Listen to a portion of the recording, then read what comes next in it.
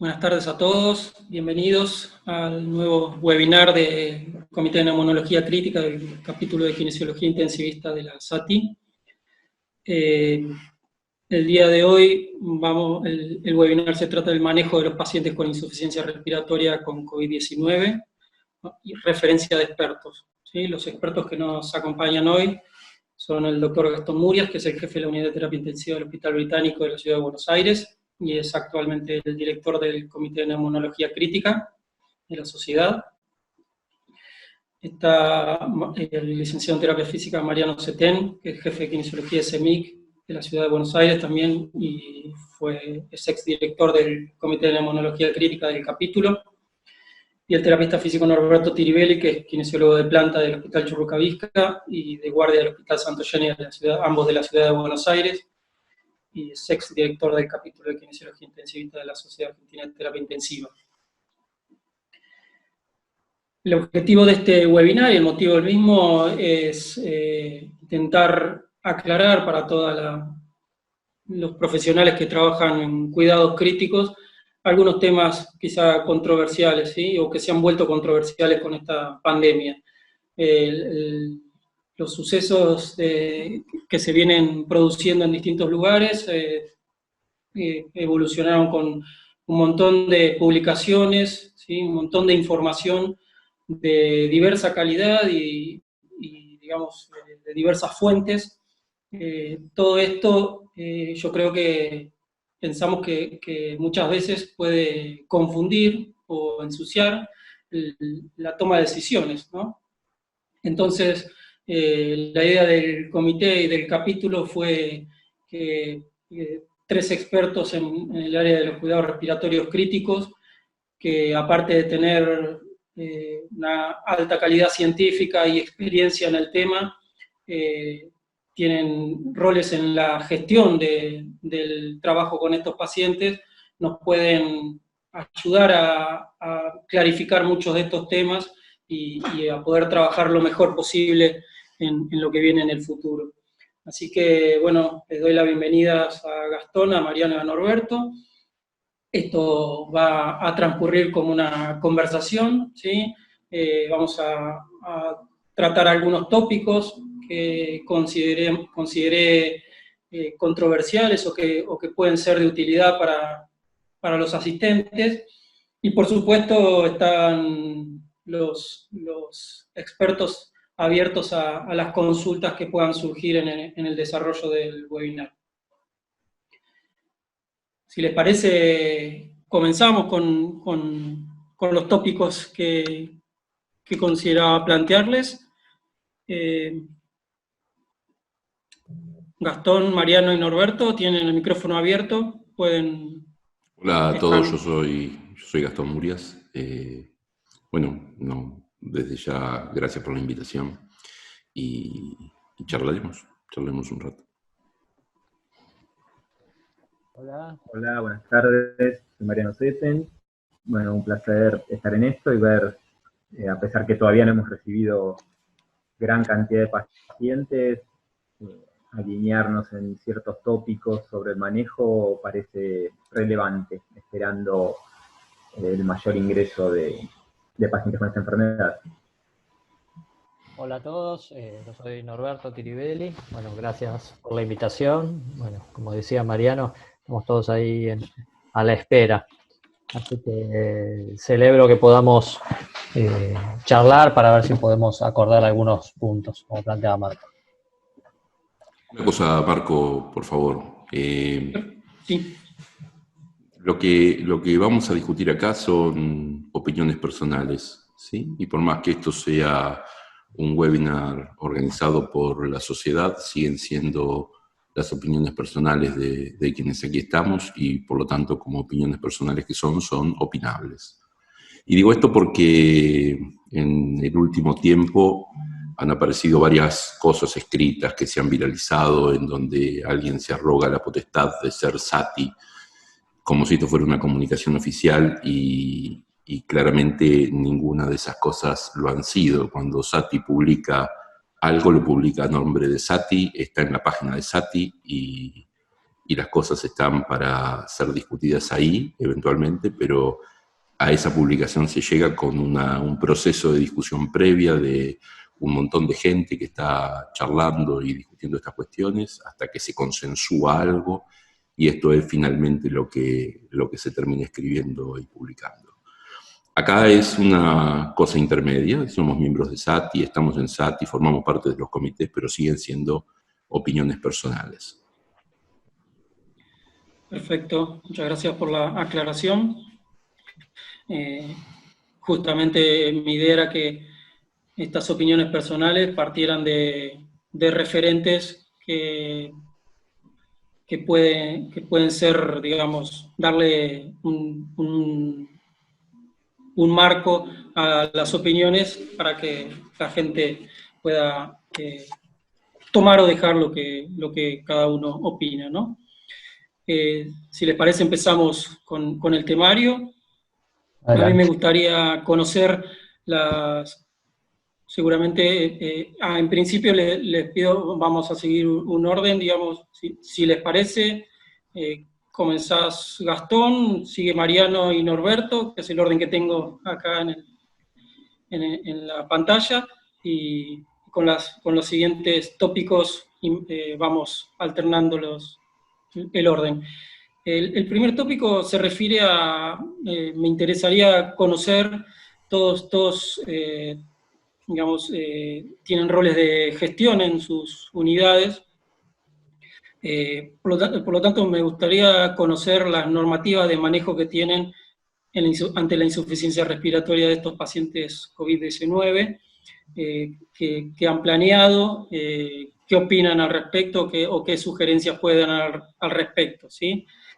El primer punto de esto me gustaría conocer, digamos, existen varias publicaciones, en la guía de NICE utilizan scores, por ejemplo, pero sobre todo para determinar qué paciente con insuficiencia respiratoria por COVID debería ingresar a la unidad de cuidados intensivos, ¿sí? Hay recomendaciones del Ministerio de Salud de la Nación que se refieren a la frecuencia respiratoria, ¿sí? A los síntomas, a la radiografía, al ATS score. La guía NICE utiliza scores de fragilidad para discriminar. No sé si utilizan algo de esto, o qué norma o qué criterio, Gastón, para empezar, utilizan ustedes en el hospital. Yo creo que todos los que trabajamos en cuidados intensivos sabemos perfectamente bien cuál es el paciente de cuidados intensivos y cuál no. Me parece que intentar cambiar la manera de trabajar, salvo que sea estrictamente necesario y motivado por condiciones particulares de esta enfermedad o de esta situación epidemiológica, son un riesgo, y creo que tenemos que hacer lo que hicimos siempre en la medida de lo posible. Por eso me parece que si un paciente entra a la unidad de cuidados intensivos es esencialmente porque la gente piensa que ese paciente, el que lo refiere o el que lo recibe, piensa que ese paciente necesita cuidados intensivos. Así que no cargamos mucho la tinta en esto. Me parece que vamos a seguir haciendo esencialmente lo que hacíamos. Ahora, la situación epidemiológica puede motivar algún cambio si nos quedamos sin camas de cuidados intensivos y si tenemos que empezar de alguna manera a ver quiénes son los pacientes que más se benefician de lo que podamos hacer, esencialmente un triage. Pero si uno plantea los tres escenarios posibles desde el punto de vista de la medicina de catástrofe, que son el escenario habitual, el escenario de contingencia y el escenario de catástrofe. Me parece que en el escenario habitual hacemos lo que hacemos siempre, en el de contingencia hacemos lo que hacemos siempre, un poco más incómodos y con un margen de seguridad menor. Y en el escenario de catástrofe hacemos lo que podemos, esencialmente. Así que me parece que yo, hasta llegar al escenario de catástrofe, y espero que esto no ocurra, yo no cambiaría la estrategia que tenga cada institución de ingreso de pacientes a cuidados intensivos. Creo que tenemos que tratar de seguir haciendo exactamente lo mismo. Si llega a ocurrir el escenario de catástrofe, bueno, tendremos que hacer otro webinar para discutirlo entre todos, pero me parece que plantear alguna restricción al ingreso en este momento, motivada por la posibilidad de que algún día nos quedemos, o en algún momento de la epidemia nos quedemos sin recursos para ofrecer la mejor medicina que sabemos ofrecer a nuestros pacientes, no tiene mucho sentido. Creo que limitaría únicamente en el escenario en el cual claramente no podamos manejar la situación epidemiológica. Gracias, Gastón.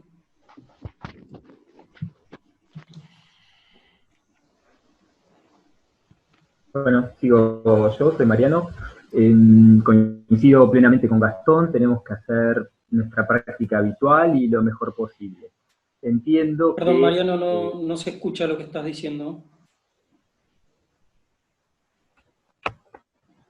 Hola, hola. Ahí sigue. Ahí te escucho, Mariano. ¿Me escuchan? Bueno, coincido plenamente con Gastón, lo que digo es que tenemos que hacer lo que hacemos habitualmente y hacerlo lo mejor posible.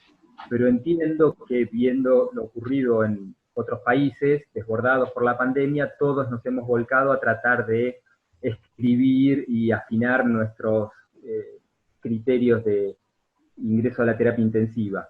Yo voy a comentar solo que hemos apurado esto, digamos, no hemos armado un escenario de restricción al ingreso, al contrario, de tratar de que pacientes que están en la sala general o en la sala de emergencias suban rápidamente a la terapia, en este momento que no hay desborde y hay camas disponibles para esta situación, con lo cual los criterios de ingreso a la unidad quizá están un poco más flexibles y con el objetivo de tratar de que estos pacientes, si van a evolucionar rápidamente críticos, se encuentren en un lugar con monitoreo adecuado, con gente entrenada, con material suficiente para los aislamientos y el equipo de protección personal.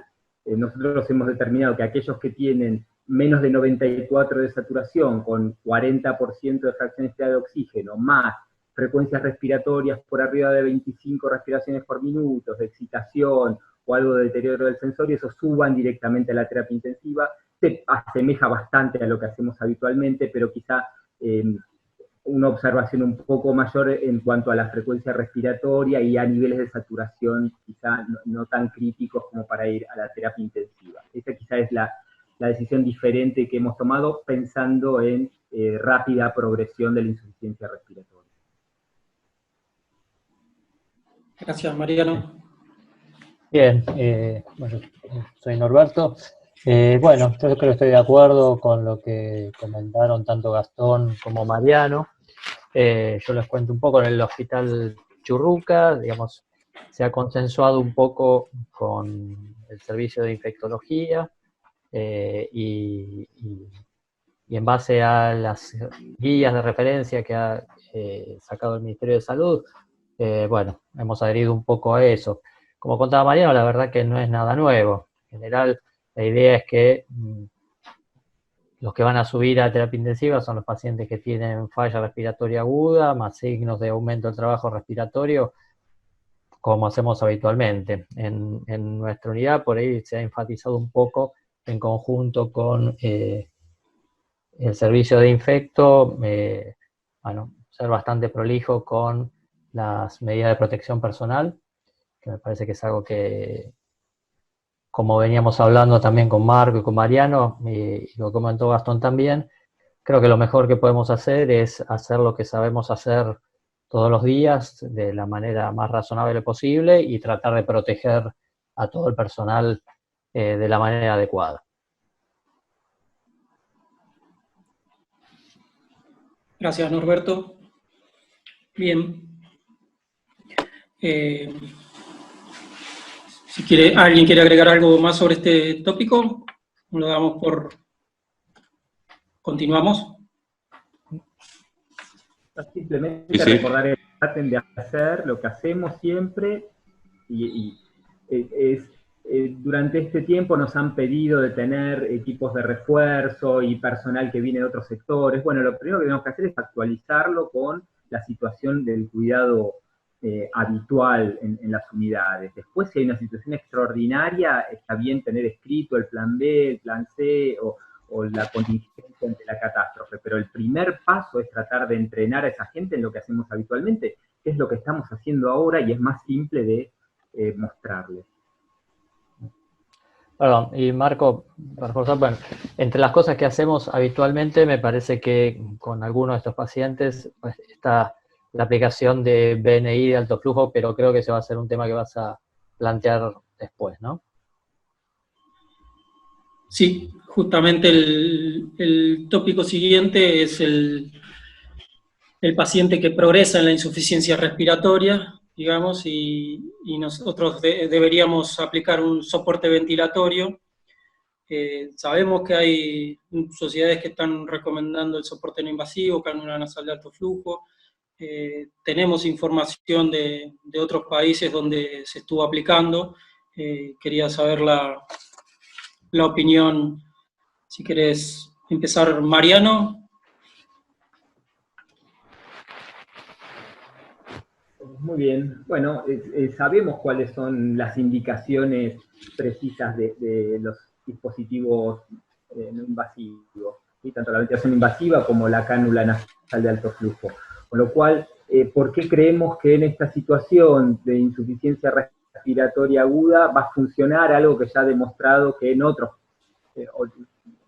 pacientes con distinto origen del distrés respiratorio no funciona?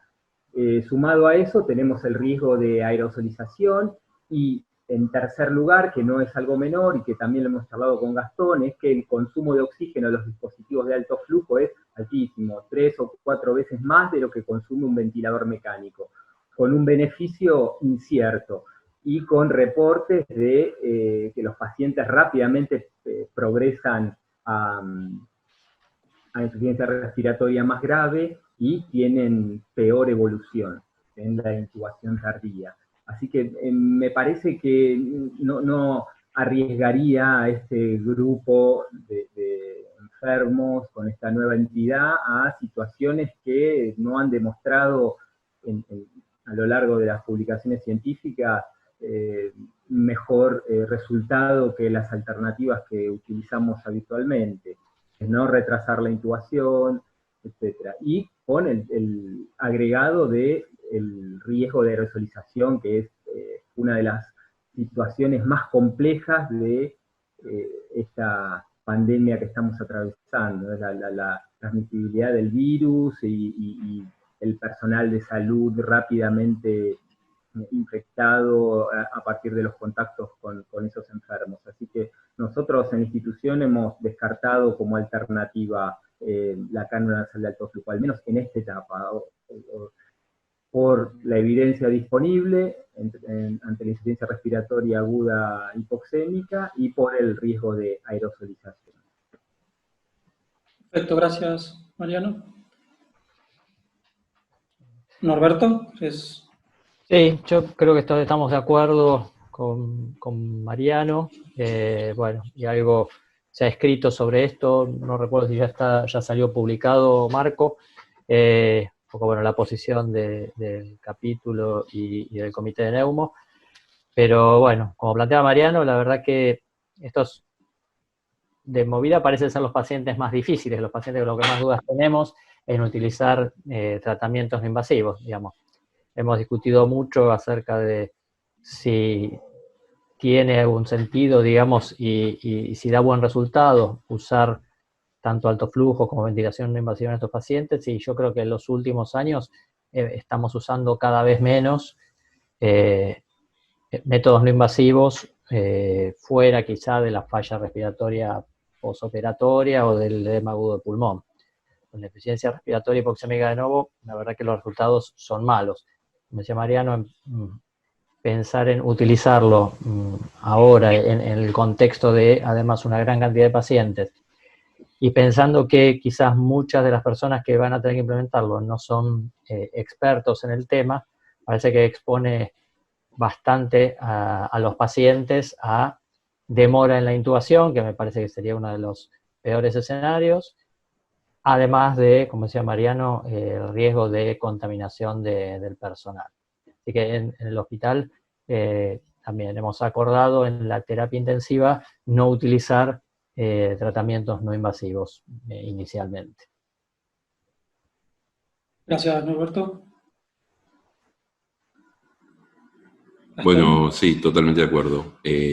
Agregaría algunas cosas. En un escenario en donde potencialmente van a faltar recursos, y esto hay que pensarlo como una posibilidad cierta, tenemos algunas evidencias de los países que fueron golpeados antes que nosotros de esto, tenemos que cuidar esos recursos de la mejor manera posible. Y si uno piensa en ventilación no invasiva, cuando supongamos que el resultado fuera comparable al de la ventilación mecánica invasiva, que no lo es, en la falla respiratoria aguda hipoxémica.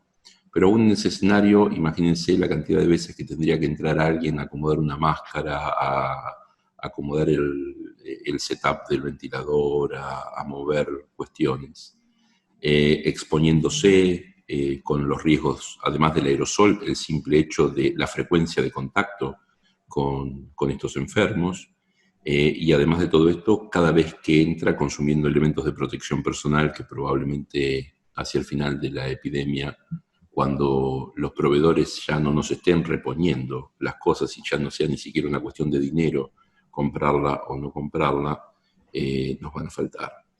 Y tampoco minimizaría lo del dinero, ¿sí?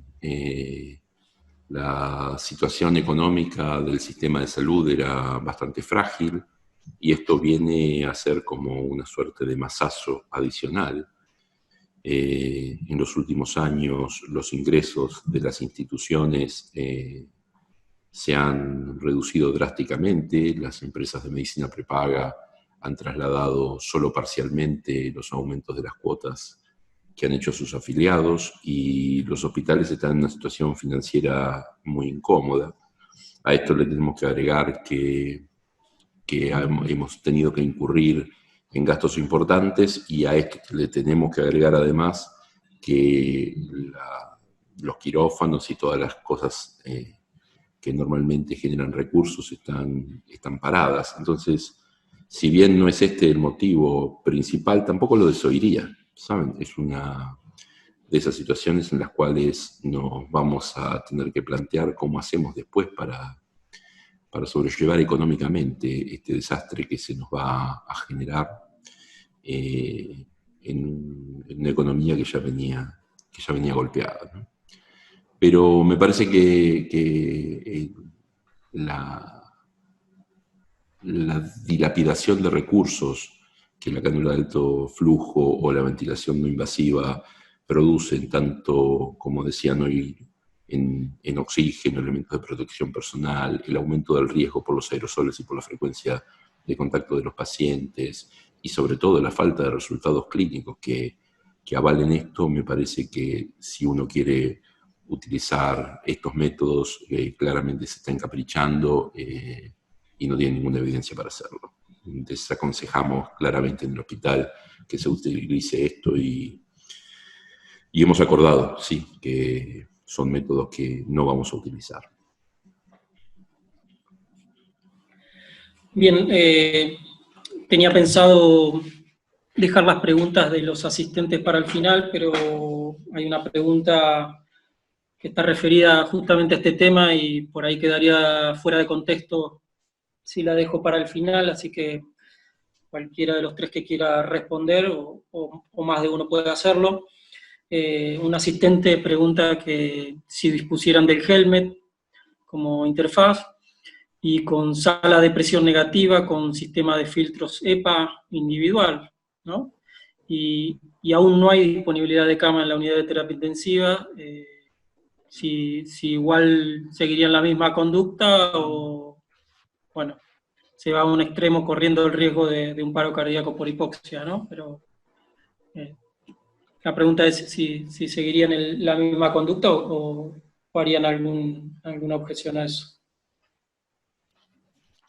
Mi opinión es que sí, que tendríamos que seguir haciendo lo mismo. Digamos, lo que está planteando la persona que pregunta es qué haríamos en el escenario de catástrofe. Y en el escenario de catástrofe vamos a tener menos recursos disponibles que los que tenemos actualmente y este es el escenario en el cual va a haber que hacer triage. Si la gente se expone a más riesgo y la gente se contamina y se infecta, vamos a tener un problema más grande y una solución más pequeña, y me parece que aún en ese escenario mi respuesta es no usar cánula nasal de alto flujo. Entiendo que esto es opinable perfectamente, entiendo que hay alguna situación puntual en la cual se podría analizar nuevamente lo que se está charlando en este momento. Podría ser que hubiera algún escenario puntual, pero están planteando una habitación con presión negativa, un filtro EPA, no hay ventiladores,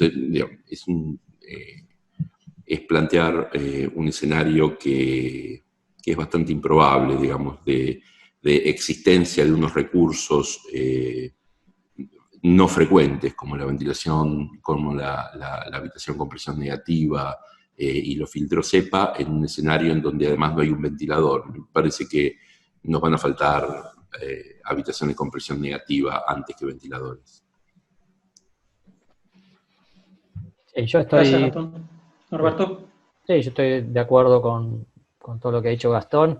Ese escenario ideal que quizá uno ve planteado en algunas publicaciones en las que se considera, digamos, el uso de cánula de alto flujo y ventilación invasiva, realmente en la mayor parte de los centros de nuestro país es un escenario impensado. Así que me parece que ahí, bueno, prevalece todas las otras cuestiones que estuvimos conversando. Digamos, no hay evidencia fuerte para el uso de terapias no invasivas en este grupo de pacientes. Vamos a exponer al personal, vamos a retardar la intubación probablemente en muchos de estos pacientes si los tenemos en piso utilizando sistemas no invasivos. Yo creo que, como decía Gastón, quizás en algún momento, y si la situación cambia, es algo que se podría revisar. De hecho, en las publicaciones hay cierta tendencia a recomendar quizá el uso de alto flujo sobre no invasiva como tratamiento de elección en el caso de que uno decidiera utilizar estos dispositivos, pero yo creo que en nuestro medio va a provocar más complicaciones que beneficios y yo al día de hoy por lo menos no lo sugeriría. Gracias, Norberto. No sé, Mariano, ¿querés agregar algo o pasamos al tópico siguiente? No, leí la pregunta ahí que nos mandaron por el chat y hacía referencia también al helmet. La verdad es que para administrar ventilación invasiva con un helmet necesitas un ventilador mecánico que sea muy bueno, así que si lo tenés, usalo para intubarlo y ventilarlo. La opción del helmet descrita por los italianos es para distrés leve, pacientes que tienen apenas un poco menos de 300 de PAFI y les colocan CPAP con el helmet. Ese sería el único escenario extraordinario que uno podría generar eso con un equipo más simple. Pero si pensás en hacer presiones biniveladas con el helmet, ya sabemos que el delay que hay en el gatillado y sostener la presurización, necesitas un equipo de microprocesado de alta respuesta. Así que mantendría la misma postura que dijimos al inicio. Una cosa más, Marcos. ¿Sí? Acá la mayor parte de las publicaciones que sugieren el helmet vienen de Italia. Yo no espero que haya un ensayo clínico controlado, randomizado, en una situación epidemiológica como esta para decidir si usamos o no usamos helmet. Pero estos podríamos considerar que son estudios de cohortes, en el mejor de los casos, o reportes anecdóticos de casos. y la verdad es que Italia tiene 90% de mortalidad en los pacientes que tienen soporte ventilatorio. No me parece que tengamos que copiar el modelo que aplicó Italia. Me parece que hay un montón de elementos que pueden explicar estos resultados, la sobrecarga del sistema o lo que sea, pero justamente basarnos en uno de los peores resultados publicados de la historia en términos de soporte ventilatorio para recomendar la medida que se utilizó ahí me parece un poco complejo. Y la otra cosa está en esto que plantea el mismo Gattinoni, de decir, los pacientes, esto del fenotipo E, el fenotipo H, que me suena un poquito snob, pero me da la sensación, y esto es lo que refieren algunos, que los pacientes son los L, y los pacientes H son los pacientes L en los que alguien ha estado jugando con ventilación no invasiva y tienen además Billy. Mi sensación es esta. Me parece que uno está incurriendo en un riesgo muy grande cuando a pacientes que conocemos muy marginalmente, en los que no tenemos la más mínima experiencia, con una patología que es nueva y que ha demostrado ser terriblemente agresiva en el subgrupo de pacientes que requieren ventilación mecánica, ponernos a jugar con cosas poco probadas y que cuando se han utilizado han tenido pésimos resultados, me parece peligroso. Gracias, Gastón. Gracias a los tres. Pasamos creo que el tema quedó muy claro y vamos a pasar al siguiente tópico. Siguiendo con por ahí normativas o conductas que tienen en sus unidades y su pensamiento personal. Si los criterios para decidir la intubación endotraqueal de estos pacientes difieren algo de los pacientes críticos habituales, ¿no? Si tienen algunos criterios, cuáles son, y bueno, que nos cuenten más o menos cómo se van a manejar o cómo se están manejando. Si querés, Norberto, comenzar. Sí, no, yo creo que no va a haber gran diferencia. Nosotros la verdad que hasta ahora hemos recibido muy pocos pacientes con sospecha de COVID, de los cuales hasta ahora han sido todos negativos, 8 o 9 pacientes.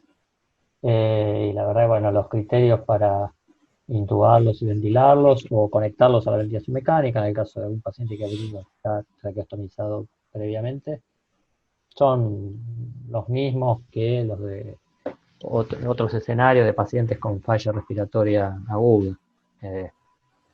No creo que no hay mucha diferencia, digamos, el paciente tiene hipoxemia moderada severa, aumento del trabajo respiratorio, signos de alguna otra falla orgánica, parece que no hay dudas de que hay que intubarlos y conectarlos a ventilación mecánica.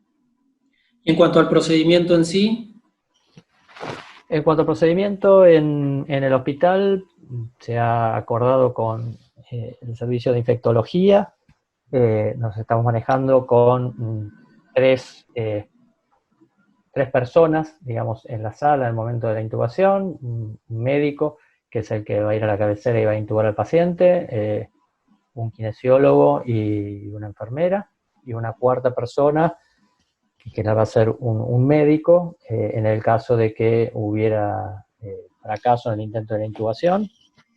El cuidado de las medidas de protección personal, nosotros no estamos usando nada muy extraño por ahora, simplemente protección nivel 3, y han traído la semana pasada una de estas cajas de acrílico para proteger, digamos, al médico, digamos, al momento de la intubación, al personal en el momento de la intubación, y no otra cosa.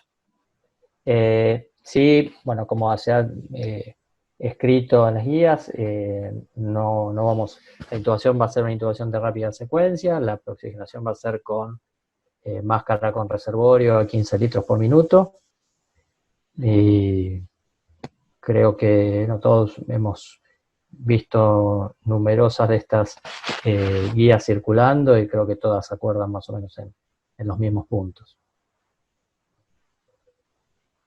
Gracias, Norberto. Gastón. Sí, yo sinceramente no creo que pueda opinar con experiencia. Tuvimos un solo paciente ventilado en estas condiciones. De hecho, lo que parece ser más o menos habitual en lo que está referido es la muy buena mecánica respiratoria y el profundo deterioro del intercambio gaseoso, por lo menos en los pacientes que llegan más limpios como más puros. Y creo que es un poco como imperativo lo de proceder rápidamente a intubarlos y tratar de que no llegue a una situación de mucha gravedad. Los tiempos de ventilación mecánica parecen ser muy distintos en los pacientes que tienen, de nuevo, con todas las salvedades que yo tengo al respecto del fenotipo L y el fenotipo H, parecen estar muchísimo más tiempo ventilados los del fenotipo H que los del fenotipo L. Y me parece que esto tiene que ver con qué tanto daño eventualmente podemos haberles agregado nosotros. Así que creo que hay que intubar rápidamente, sí, coincido con Norberto, secuencia rápida de intubación con el paciente relajado. Si alguien tiene la posibilidad de tener un videolaringoscopio para no poner la cara arriba de la boca del paciente mejor, pero elementos de protección personal que han funcionado y han demostrado ser útiles, y me parece que nada más que esto. Mauricio Cecconi en la terapia intensiva probablemente más caliente de Milán, que probablemente sea la terapia intensiva más caliente del planeta, con más de 100 pacientes ventilados por COVID, refiere que ningún miembro del personal de salud en la unidad de cuidados intensivos, utilizando adecuadamente los elementos de protección personal, se infectó. Así que me parece que también tenemos que tener una precaución enorme con esto, tenemos que ser tremendamente cuidadosos, pero al mismo tiempo no tenemos que tener un pánico injustificado. Creo que tenemos simplemente que cuidarnos y cuidarnos bien, y me parece que toda esta cosa que se está generando por ejemplo, lo de la caja de acrílico que decía Norberto, yo creo que después de haber intubado, no sé, unos cuantos cientos de pacientes, me parece que cambiar profundamente mi técnica de intubación, sobre todo en una situación de intubación rápida, con un paciente relajado, hacer algo que me va a llevar mucho más tiempo porque estoy incómodo, no estoy muy convencido. Creo que prefiero destinar a la intubación orotraqueal de estos pacientes con el test, con la secuencia rápida, a nuestros mejores médicos en términos de hacer el procedimiento para que lo hagan con la menor cantidad de dudas posibles, y nada más que esto. Me parece que no hay mucho más. Gracias, Gastón. Mariano, ¿querés agregar algo? Coincido con los dos.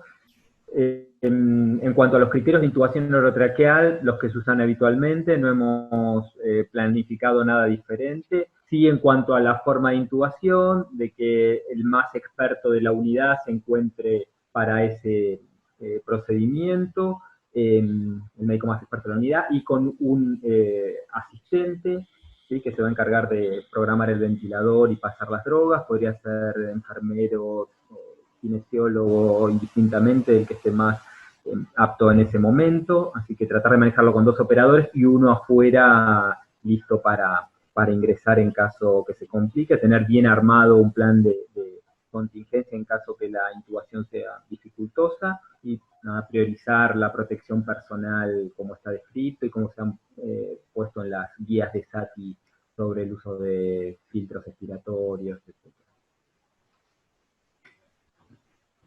Perfecto, muchas gracias, Mariano.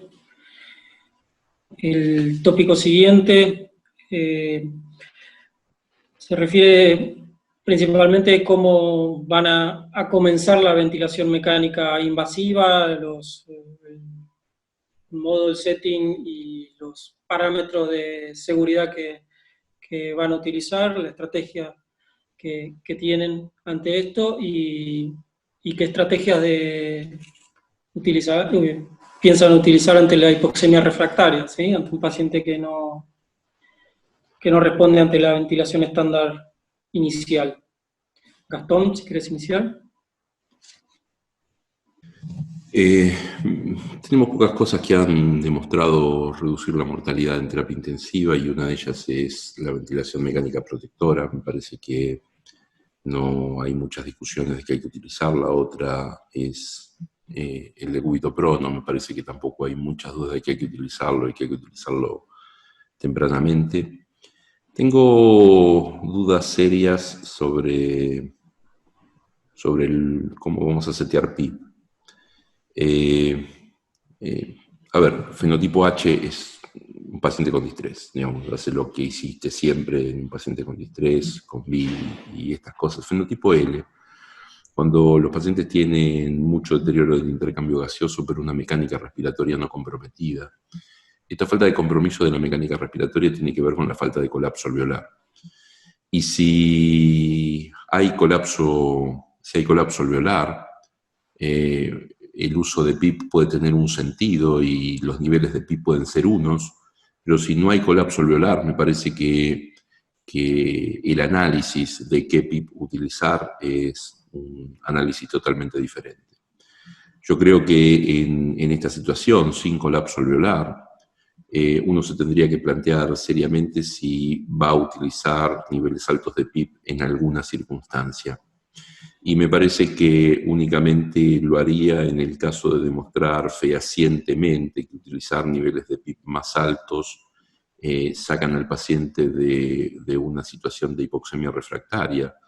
Pero si no, realmente creo que en esta circunstancia habría que utilizar los menores niveles de PIP que puedan dar soporte adecuado a los pacientes y les permitan una buena oxigenación a los pacientes.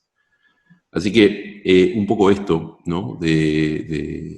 No sabemos muy bien cómo vamos a acomodarnos con este escenario. Esto no es distrés, digamos, independientemente de que haya un deterioro severo del intercambio gaseoso, haya infiltrados bilaterales, digamos, acá no hay colapso alveolar. Y si no hay colapso alveolar, esto en sí mismo define una situación clínica y ventilatoria diferente. Así que tendremos que ver qué es esto. Creo que hay grandes chances de que estos pacientes se puedan manejar con niveles de PIP más bajos, con lo que esto implica alrededor de no tener que expandirlos con cantidades ingentes de líquido y todas estas cuestiones.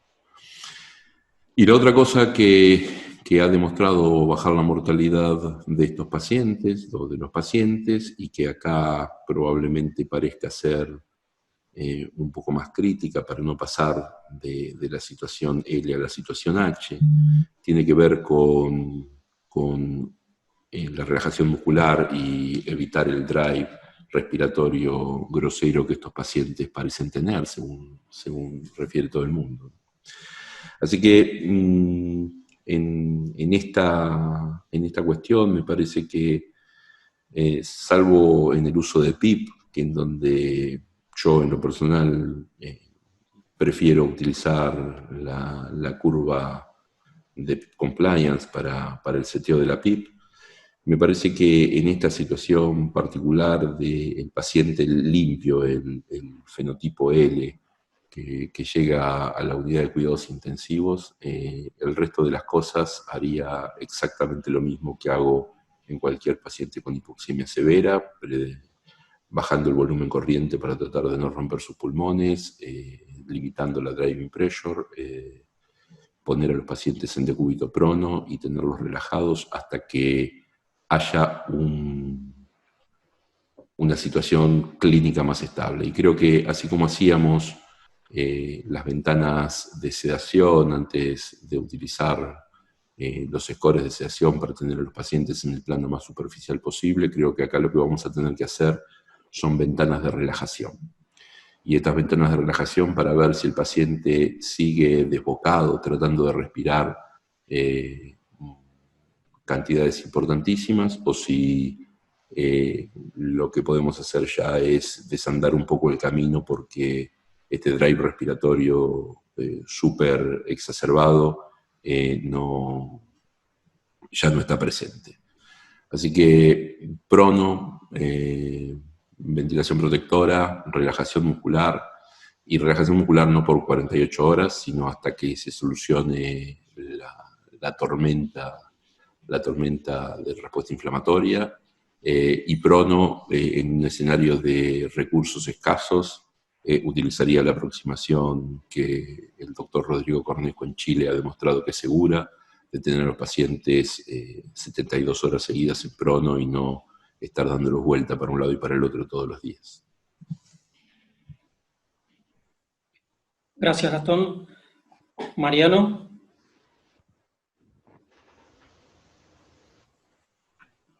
Sí, de acuerdo, por supuesto, con la ventilación protectiva a 6 mililitros kilo, el CPO inicial es así, la duda está en cómo titular PIP.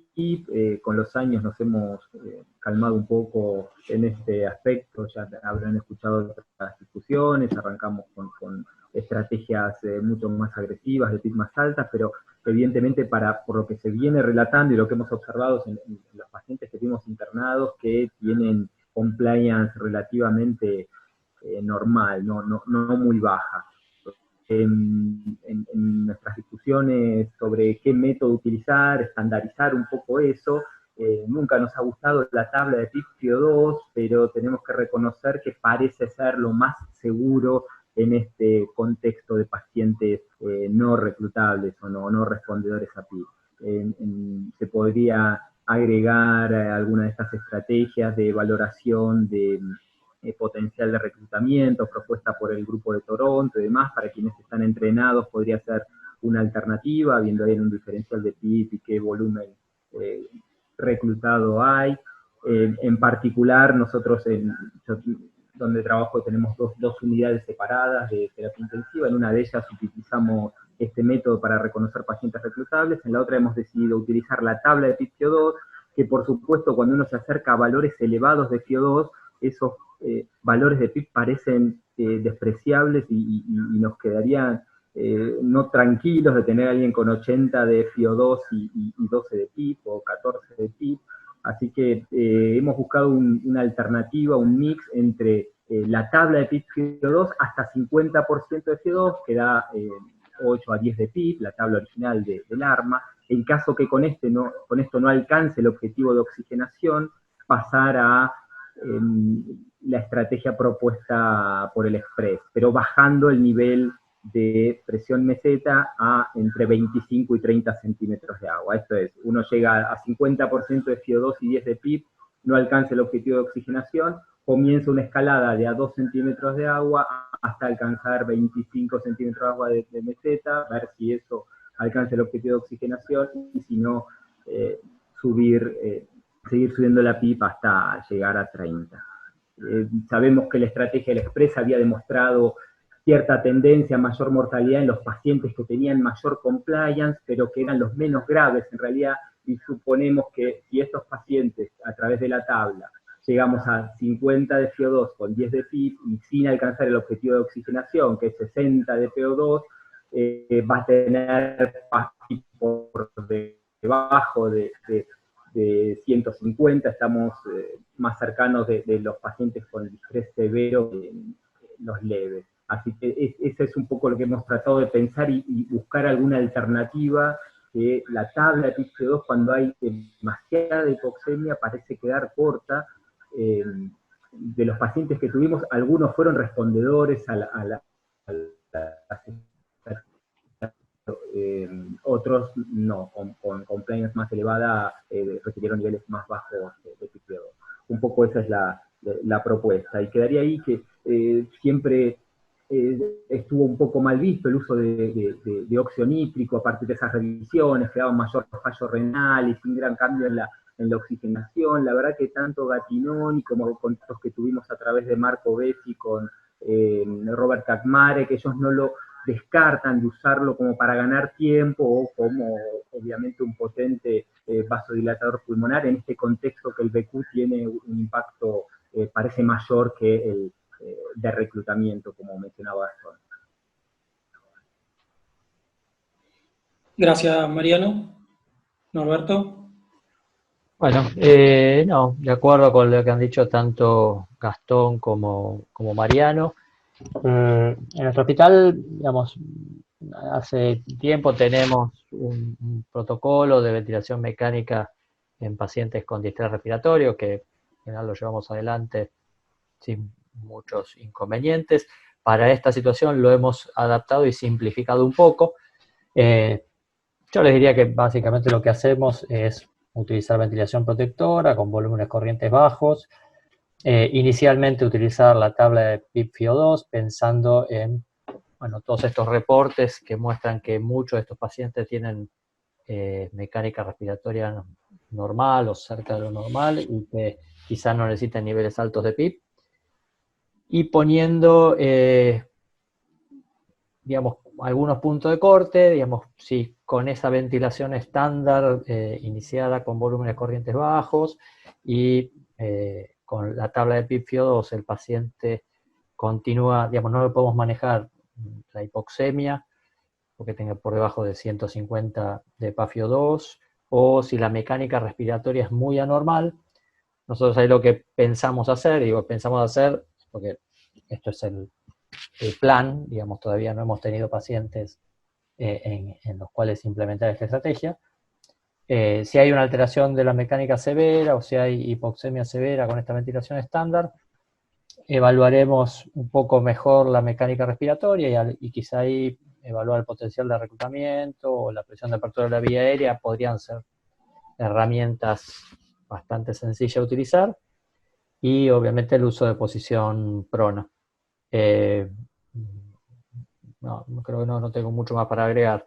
Nosotros lo que pensamos hacer es ventilar bastante estándar a estos pacientes, y si el paciente nos muestra que la mecánica es anormal, que por ahí nos estaría sugiriendo un fenotipo H, o si la oxigenación es muy anormal, bueno, utilizar estas otras herramientas para evaluar un poco más profundamente la mecánica y el prono. Una cosa, Marco, con Sí. respecto. Hace un ratito decían que no se escuchaba bien cuando hablaba, ahí cambié el micrófono, no sé si está mejor. Perfecto.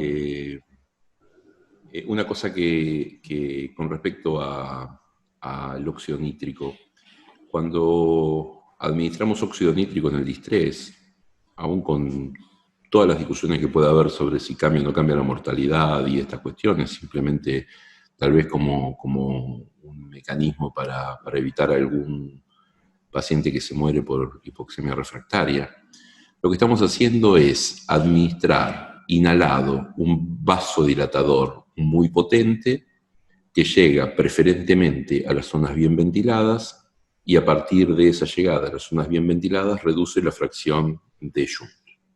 Digamos, distribuye en un sistema de vasos en paralelo, distribuye al bajar la resistencia en los lugares bien ventilados, distribuye preferencialmente la perfusión hacia los lugares que están adecuadamente ventilados.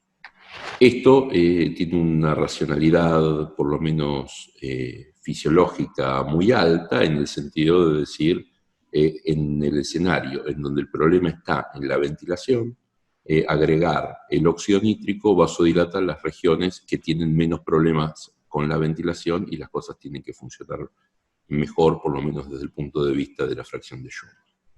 Ahora bien, cuando lo pensamos acá no hay ningún problema de ventilación. Digamos, acá los alvéolos no están colapsados. Entonces, el óxido nítrico va a llegar universalmente a un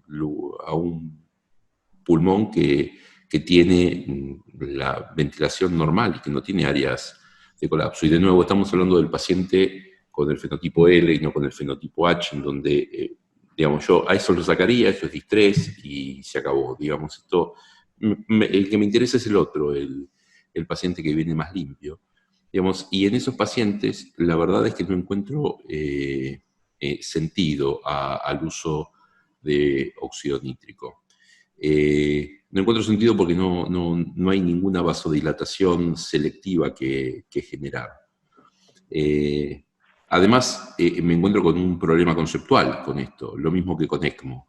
Pero estamos en medio de una epidemia, una situación catastrófica y de limitación de recursos, y nos planteamos como alternativa óxido nítrico. Yo en el mejor de los casos podría tener 2 pacientes con óxido nítrico en el hospital y tengo planeado tener hasta 55 pacientes ventilados. Entonces, me parece que es medio anecdótico, y además de ser anecdótico en términos de mis posibilidades, por lo menos, de hacer óxido nítrico, realmente no le encuentro sentido fisiológico, porque no hay áreas a las cuales dirigir la perfusión especialmente. Me parece que no debería lograr el objetivo de mejorar las relaciones ventilación-perfusión.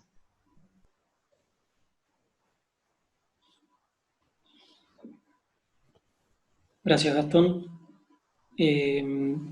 Respecto a esto, una duda que me surge es, los tres plantearon la utilización de la tabla PIB-FIO2, y en el grupo de, sí, como decía Gastón, el grupo puro, fenotipo L, el planteo es que la compliance es prácticamente normal. ¿Ustedes no piensan que la tabla PIB-FIO2 para un pulmón no reclutable, totalmente ventilado, no utiliza niveles de PIB elevados para fracciones inspiradas? Yo sé que Mariano planteó incluso la inversa, pero probablemente lo que planteó Mariano se refería más al paciente que ya está en el grupo, pasando al grupo H, ¿no? Yo estoy hablando del grupo exclusivamente con buena compliance, con poca o nada de reclutabilidad, y si no, tendríamos que usar fracciones inspiradas de oxígeno más altas que las que nos plantea la tabla. Puede responder el que lo desee. Mira, te cuento un poco por qué nosotros decidimos usar la tabla de PIB-FIO2. Nosotros en general, con los pacientes con distrés, usamos, como contaba Mariano, digamos, alguna estrategia por ahí un poco más agresiva, pero después de evaluar a los pacientes con una prueba de mecánica respiratoria.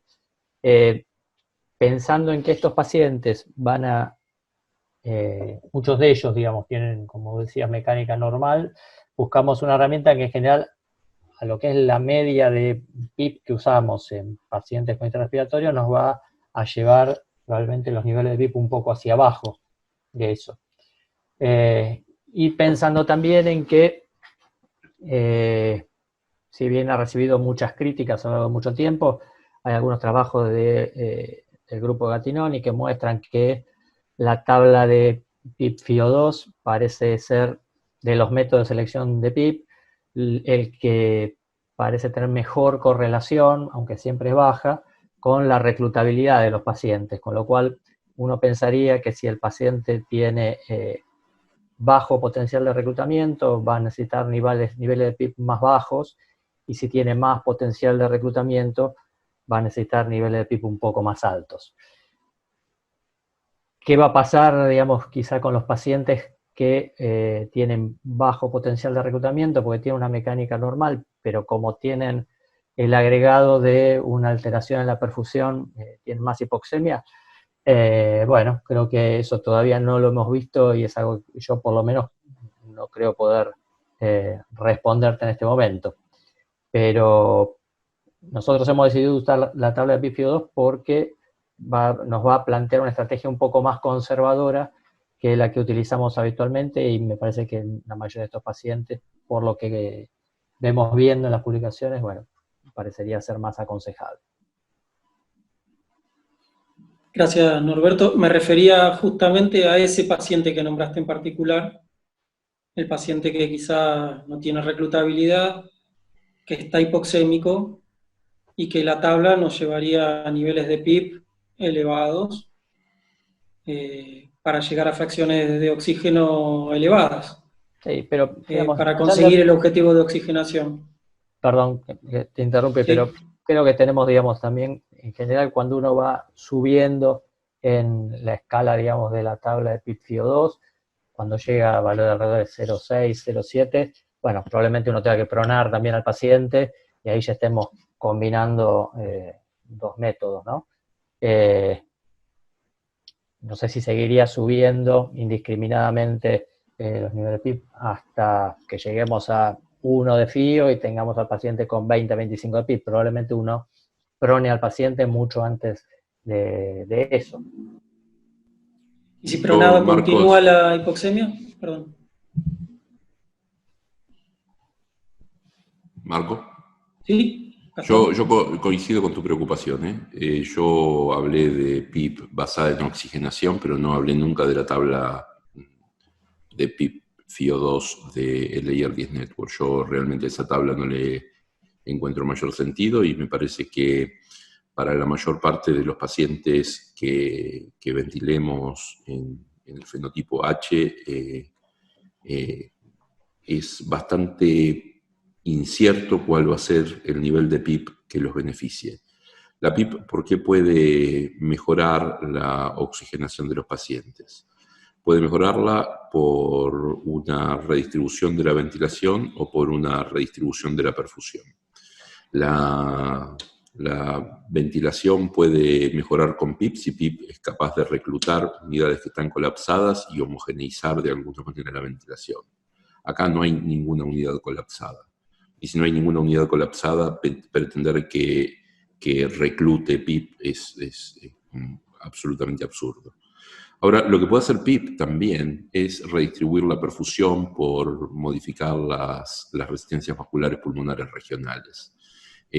A partir de las interacciones cardiopulmonares, lo que puede hacer PIB es aumentar el colapso vascular mecánico en algunas áreas, esencialmente en zona 1 de West, y redirigir la perfusión hacia la zona 3 de West. No tenemos la más mínima idea de si eso tiene alguna utilidad en estos pacientes, porque la afectación de la perfusión nos va a resultar absolutamente desconocida. Así que yo propondría una aproximación más sencilla y más pragmática. Ponerle la PIB que le mejore la oxigenación, que mejore la oxigenación y no una basada en una tabla que es caprichosa y que además fue diseñada para otra cosa. No sé, Norberto, si querías agregar algo más. No, creo que, bueno, un poco este escenario que vos planteabas y lo que decía Gastón es verdad.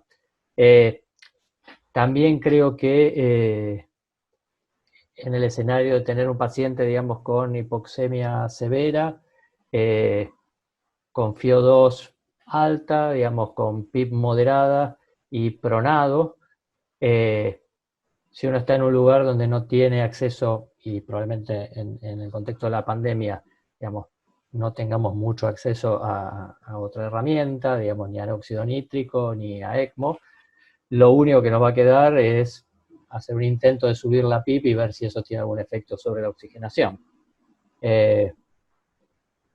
No, me parece que estoy de acuerdo en que debemos ser moderados, valorar la respuesta y, como decía Gastón, esto de la tabla PIB-FiO2 en el caso nuestro nos modera un poco los niveles de PIB que habitualmente usamos y obviamente si el paciente tiene valores de PaFiO2 de por abajo de 150, bueno, es un paciente que uno debería mirar de forma un poco más individual. Y que, nada, yo creo que es una primera aproximación y simplemente eso. Gracias, Norberto. Mariano, ¿querés agregar algo? No, simplemente que si hay algo que te asegura la tabla de PIB-FiO2 es no dañar el pulmón. No sé si te va a ayudar a subir la oxigenación, pero que no va a dañar el pulmón. Hay estudios que demuestran esto, que se mantiene bastante por debajo de del margen de seguridad utilizando los niveles de la tabla 1, de la tabla del arma. Después hubo la del LAPS y la utilidad después en el Oscillate y demás, son mucho más agresivos con los niveles de PIB. Yo hago referencia a la tabla más sencilla. Y bueno, lo otro, pensando en un futuro de múltiples pacientes ventilados y gente no tan entrenada, esto parece algo simple, un algoritmo simple que puedan seguir. Después el paciente complejo que hay que pensar, bueno, se acercará a alguno de los expertos y tratará de orientar un poco más la ventilación allí, pero se buscó tratar de estandarizar el enfoque inicial para esta nueva patología. De hecho, perdón Marco, si uno ve, ¿Sí? por ejemplo, es un mal estudio, pero hay en el estudio publicado en JAMA de Grasselli, donde cuenta la experiencia de los primeros pacientes de Normandía, la media de PIB es alrededor de 14 y la FIO12 de 0,7, digamos, que no son niveles de PIB tan bajos los que ellos usaron. Digamos, esto no quiere decir que haya sido correcto, ni bueno ni malo, pero bueno, no fueron tan bajos como quizás están proponiendo desde Italia también los niveles de PIB que utilizaron en estos pacientes. Por lo menos lo que está reportado, ¿no? Uh-huh. Claro, gracias Norberto, gracias Mariano. Vamos a tocar un tópico final y después pasamos a las preguntas. Yo quisiera saber de estos, en estos pacientes, cómo van a llevar a cabo el weaning. Sabemos que son pacientes que suelen tener varios días de ventilación mecánica, por lo menos la referencia es que tienen una mediana de días de ventilación mecánica mayor a la población de pacientes ventilados que tenemos habitualmente en la terapia. ¿De qué forma van a llevar a cabo el weaning? Si tiene alguna particularidad diferente a la práctica habitual, y en el caso de los que se van a traqueotomizar, si tienen también alguna particularidad respecto a esta decisión, o al momento de extubación las medidas particulares respecto a esto.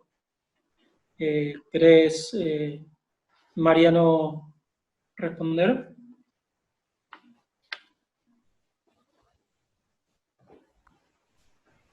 Bueno, respecto al destete y a la extubación, hemos cambiado un poco nuestro protocolo, vamos a usar solamente respiraciones espontáneas con el ventilador entre 6 centímetros de agua y 0 PIB. Respecto al proceso de la extubación, se va a hacer como hemos recomendado desde el capítulo de kinesiología, colocando el ventilador en stand-by, no usando presión positiva, que fue propuesto por ustedes, Marco, y con tanto éxito en su trabajo de investigación.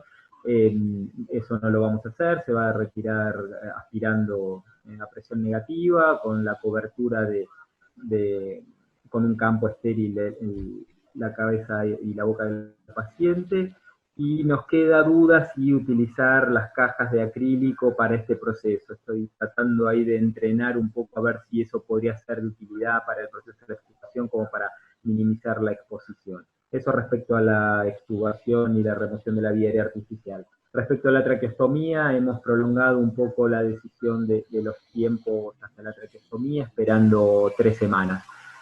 Y en nuestra unidad se hacen por vía percutánea, la hacen los intensivistas, que tienen gran experiencia en esto, con el desplazamiento previo al tubo endotraqueal, tratando de no desinflar el balón, y el proceso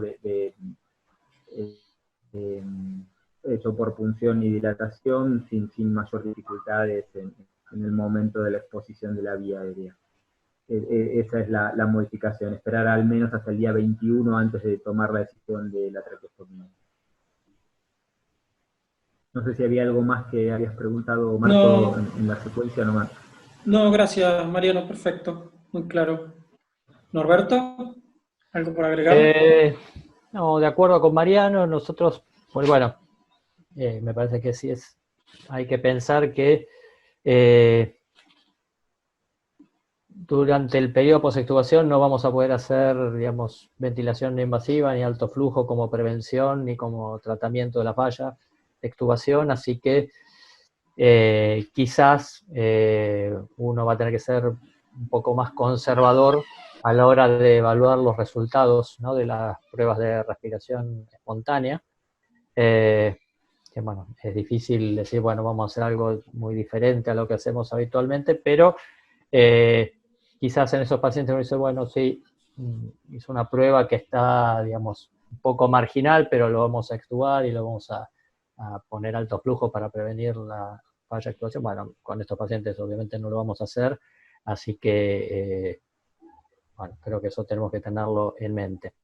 Y coincido con Mariano en lo de tratar de, bueno, nosotros no lo hemos puesto por escrito, pero hemos conversado acerca de tratar de prolongar un poco los tiempos de ventilación mecánica usando el tubo endotraqueal.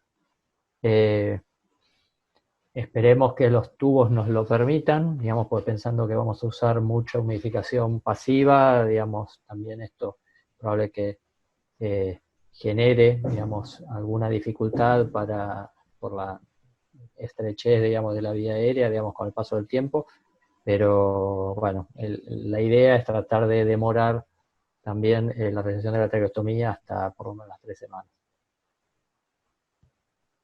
Gracias, Norberto. Gastón.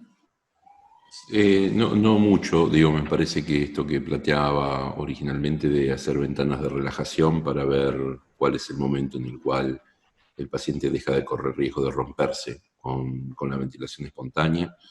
Parece que acá va a ser particularmente crítico es decidir el momento en el cual pasamos de ventilación mecánica controlada con un protocolo muy, muy fijo al momento de permitir la ventilación espontánea. Y lo que coincido en que estos pacientes no va a haber técnica que podamos hacer para fallo de extubación, salvo que la ventilación mecánica se prolongue más allá de 14 días y probablemente esto haga que los pacientes ya no tengan contagiosidad. Perdón. Pero las pruebas de ventilación espontánea que nosotros sistemáticamente hacemos en tubo en T, acá se van a hacer conectadas al respirador y con el circuito protegido, con los filtros que corresponden. No prueba de ventilación espontánea con el tubo abierto a atmósfera. Gracias, Gastón.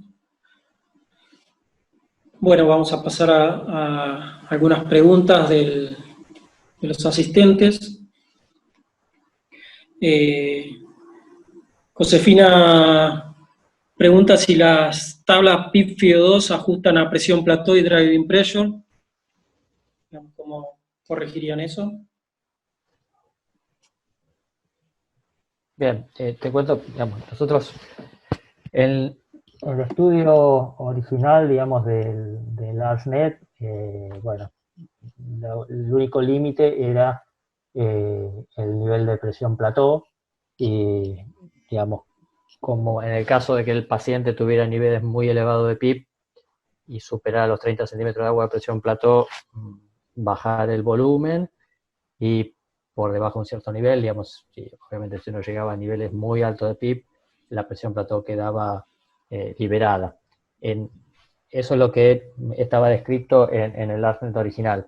En este momento no hablábamos de delta de presión y creo que, bueno, ahora en el protocolo, digamos, que hemos escrito, la idea es que vamos a usar la tabla de PIP-FIO2 inicialmente, limitando la presión plató en 30 y el delta P en 14-15 centímetros de agua.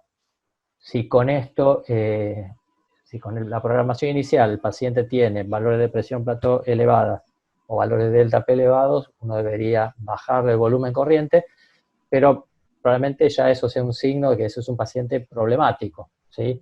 Porque si lo vamos a manejar, pensemos que lo tenemos con un 0,5, 0,6 de FIO2 y un nivel de PIP de 12, 14 centímetros de agua, y tiene más de 30 centímetros de agua de presión plató y tiene un delta P muy elevado, bueno, ese probablemente es un paciente que es más parecido al fenotipo H que al fenotipo L y uno se lo va a manejar de otra forma. Pero no, creo que, como decía inicialmente, uno tiene que pensar como primera estrategia que si usando la tabla de PIB-FIO2 excede los niveles de presión plató y de delta P, no debería bajar el volumen corriente y pensar que ese paciente es un paciente que uno debería reevaluar un poco mejor. Tiene características mecánicas claramente anormales, ¿sí? Gracias, Norberto. Mariano, Gastón, ¿quieren agregar algo? No, simplemente que la tabla de PIB-CO2, como les explicó Norberto, incluye un límite de presión meseta. O sea, tiene un objetivo de oxigenación y un límite de presión meseta. Está diseñada así. Más allá que la tabla en sí no diga el valor, hay un objetivo de oxigenación, un objetivo mecánico y la tabla de titulación de PIB-CO2. Bien. Que me parece que es como crítico pensar en términos de ventilación protectora. La tabla no ha demostrado ser mejor que nada en la práctica en términos de mortalidad, y parecería ser que subir la presión plató por encima de determinados niveles tiene algunos riesgos importantes. Yo insisto con lo mismo, no,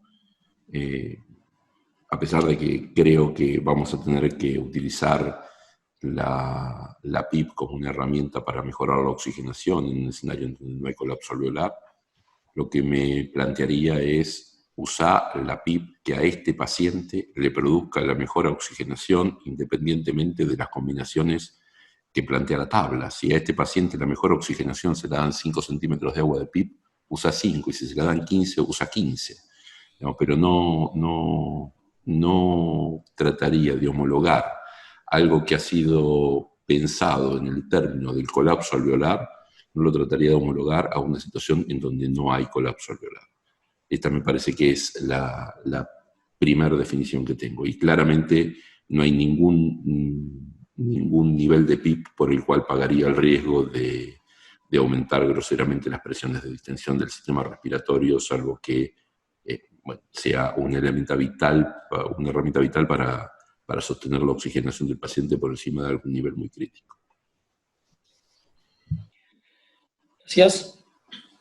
Hay otra pregunta que es sobre otro de los temas que tratamos. José pregunta si respecto al ingreso de un paciente sospechoso de COVID con antecedentes de POC, obeso o neuromuscular, cuyo tratamiento de primera línea podría ser soporte no invasivo, si la demora de 24 horas en el resultado del test, qué protocolo de acción luego del fracaso de utilizar una máscara reservorio ante ese diagnóstico incierto. Dice si hacen la intubación directa o supongo que la duda es si aplican en ese caso ventilación no invasiva. ¿Quién quiera responderle? En nuestra institución las PCR están en 6 horas más o menos, así que eso de las 24 horas lo tenemos bastante ajustado. Y la verdad que ante la alta sospecha correría la misma que el invasivo e intubación.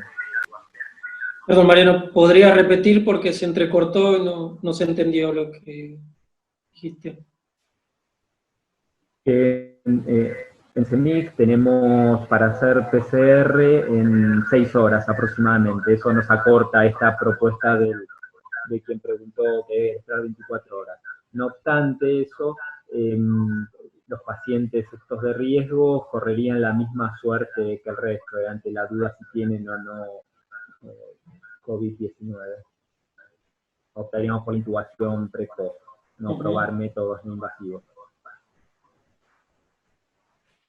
Yo creo, Marco, que con un test que tiene una sensibilidad no mayor del 60%, sería particularmente cuidadoso en cometer un error que lleve a una catástrofe.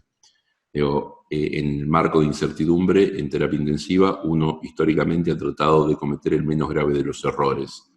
Y el menos grave de los errores es considerar al paciente como positivo cuando es negativo y no considerarlo como negativo cuando es positivo, porque esto puede llevar a una baja grosera en la capacidad del equipo de responder a esto, porque se enfermen, porque salgan de circulación, e incluso puede tener consecuencias sobre la salud de la gente. Entonces, me parece que ante la duda yo utilizaría...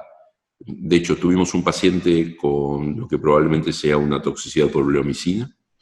Las imágenes eran altamente sugestivas de esto, y en el marco de la epidemia realmente lo tuvimos. Aún con 2 PCRs negativas, nos cuidamos de desaislarlo al paciente, y hasta que no cumplió los 14 días y tuvo una nueva PCR negativa, preferimos tenerlo aislado, porque clínicamente, por epidemiología, por clínica, por radiología, todo se parecía, y aunque había un diagnóstico alternativo, no pasábamos del 90% de sensibilidad, incluso con 2 pruebas negativas, con lo cual preferimos, ante la sospecha clínica alta, tenerlo aislado.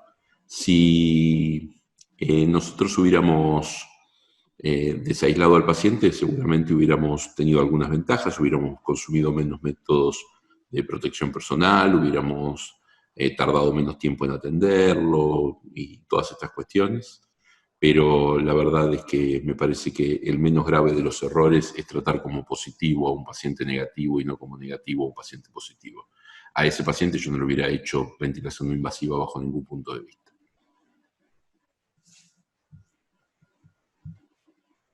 Gracias.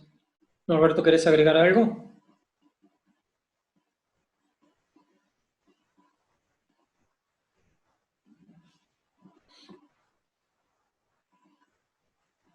Bien. Seguimos con las consultas.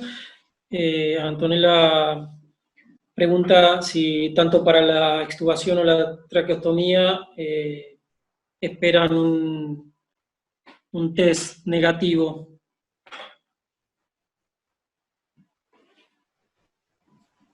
No, en principio, no. Bien, Cuando concreto. esté indicado o en condiciones de ser extubado, se procede. Si el test positivo no es una indicación per se de ventilación mecánica, no es tampoco una indicación per se de mantenerla. Me parece que el paciente se extuba cuando deja de tener criterios para tener soporte ventilatorio mecánico. Muy claro. Muchas gracias.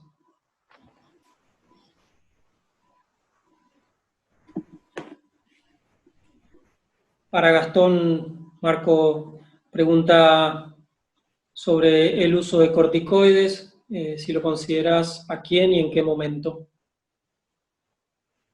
A nadie en ninguno. Digamos, no lo hacemos en el escenario habitual. Hace 25 años que estamos tratando de demostrar alguna utilidad de los corticoides, y vamos y venimos y entran y salen del escenario. Me parece que no es el momento, una epidemia, para ensayar cosas de este tipo. Entiendo que se han propuesto cuestiones que tienen que ver con la cascada inflamatoria y con todo esto, como en casi cualquier otra situación en donde hay respuesta inflamatoria. Y en ninguna de esas situaciones hemos logrado demostrar fehacientemente y en forma contundente que los corticoides funcionan. Ahora, si el paciente tiene esto y en el marco de esto tiene shock y encontramos una indicación por otro lado para los corticoides o lo que sea, es otra cuestión, pero no está dentro de mi esquema de tratamiento. Y de hecho, sinceramente creo que adentro de mi esquema de tratamiento no está otra cosa que el sostén. Me parece que todos estos tratamientos que se están utilizando tienen que ver con esta cosa positivista que tenemos de que algo hay que hacer y que algún tratamiento hay que poner, y la verdad es que me parece que el tratamiento de esta gente es esencialmente sostén, no otra cosa, sostén. Después, es dejar que pase, como en casi cualquier cuadro viral, una X cantidad de tiempo hasta que la cuestión se resuelva, pero no me parece que haya que usar corticoides en este escenario. Y la verdad es que en principio no los encuentro libres de riesgo, ¿no? No solamente por los efectos globales que los corticoides puedan tener, sino los efectos específicos que puedan tener en el marco de una infección viral. Gracias, Gastón.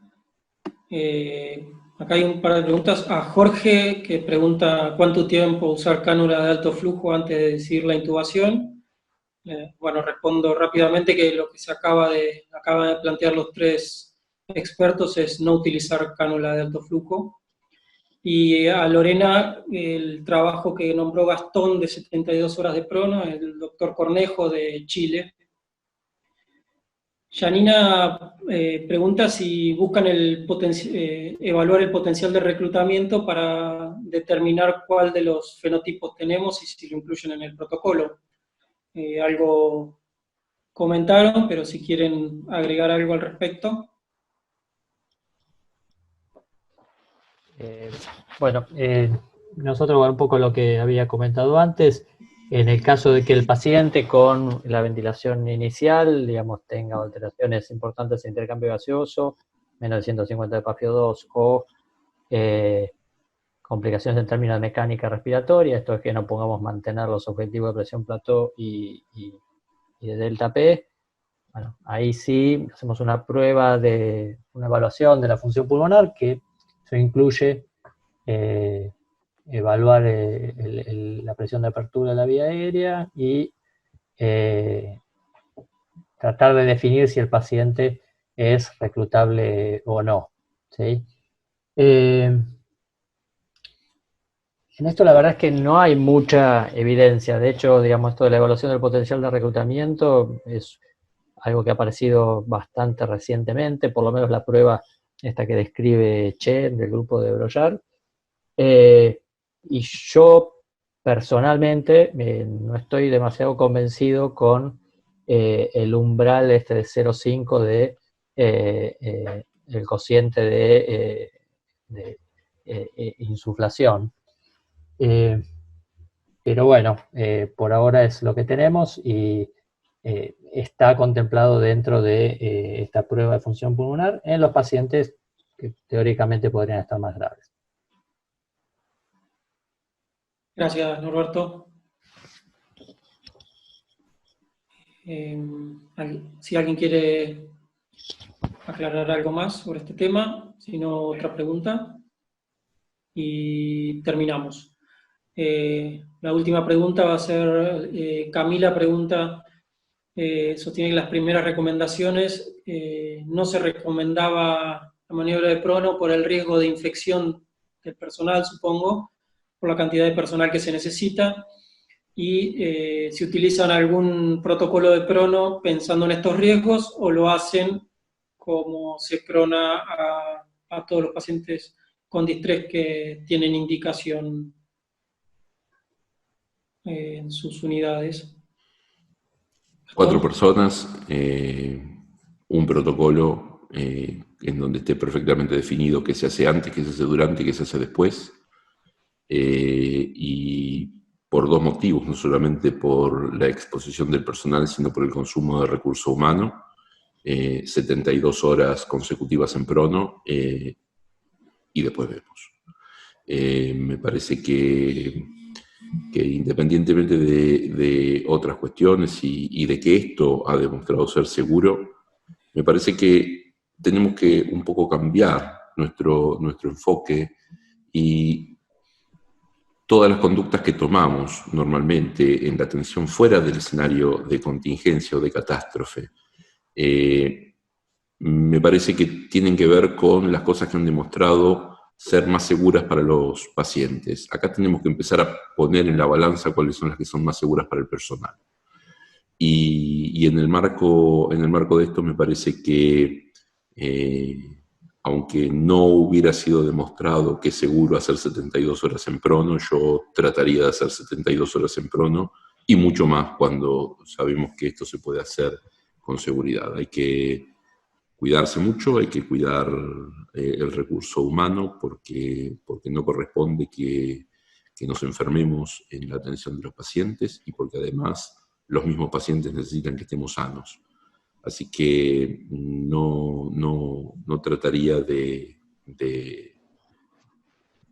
jugar con esto y no trataría de exponer a la gente en el marco de buscar algún beneficio sutil adicional. Gracias, Gastón. Sí, Norberto. No, quizás yo agregaría, en acuerdo con lo que dice Gastón, pero si todavía no estamos en una situación de desborde en nuestra unidad y no estamos acostumbrados a poner a los pacientes en posición prona, es un buen momento para ensayarlo, ¿sí? Tener algún protocolo, como decía Gastón, y practicarlo antes de tener que implementarlo con los pacientes, ¿sí? Y que quizá todavía estamos a tiempo, por lo menos en muchas unidades creo que es así, para que si uno no está habituado a usar esta técnica, bueno, lo pueda hacer. No es muy complicado, se necesita cierto entrenamiento y cierto orden y no mucho más que eso. Ahí en el canal de YouTube de Sati colgamos un video con la técnica para hacer decúbito prono. Es una cuestión muy sencilla, digamos. Esencialmente hay que prever por dónde va a ser el giro, por dónde van a pasar las cosas. Tiene que haber alguien encargándose de la vía aérea del paciente y de los accesos venosos. Y después de poner en prono al paciente, eventualmente hay que estar listos para que pueda hacer que se inunde de secreciones la vía aérea, en este caso tener el sistema de conexión de aspiración cerrado conectado, no hacer cosas intempestivas, tomarse el tiempo que haga falta tomarse, pero hacerlo en condiciones de seguridad. Y después de poner al paciente en prono, chequear que todo haya quedado bien, que los transductores tengan nuevo cero de presión, que la vía aérea esté colocada, que las vías venosas estén en posición y ante cualquier duda incluso verificar el retorno. Pero no es una buena idea, y coincido absolutamente con Norberto, debutar en el decúbito prono con estos pacientes. Me parece que hay que entrenarse previamente con pacientes que sean negativos para hacer la maniobra con mayor fluidez y con mayor seguridad. Y si de última hiciera falta entrenar a un equipo particular y que ese equipo sea el encargado de hacer el decúbito prono en la unidad, porque sean los que tienen mejor la técnica, los que tienen mejor los cuidados, todo esto, a lo mejor hasta es una buena idea que no sea cualquiera el que hace el decúbito prono, sino un equipo particularmente entrenado para hacerlo. Gracias, Gastón. Mariano, no sé si querés, vamos cerrando, ¿querés opinar algo?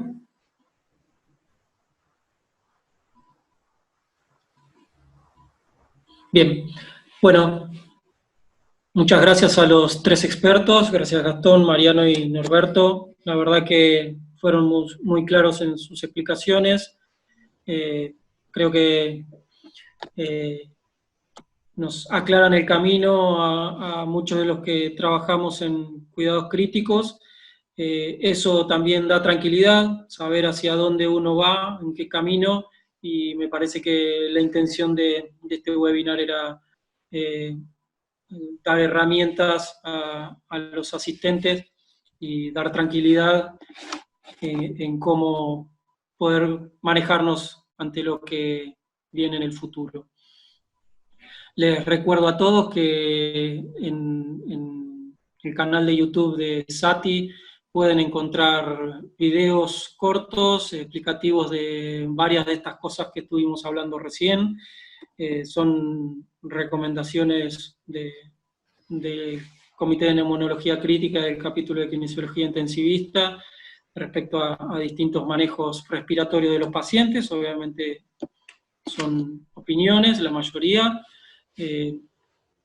opinables también, pero bueno, son herramientas a las que pueden recurrir en caso de que tengan dudas sobre alguno de estos temas. También próximamente saldrá publicado una guía de recomendaciones sobre cuidados respiratorios del capítulo de kinesiología en la revista argentina de terapia intensiva, y también existen comunicados de la sociedad respecto a diferentes terapias respiratorias, ¿sí?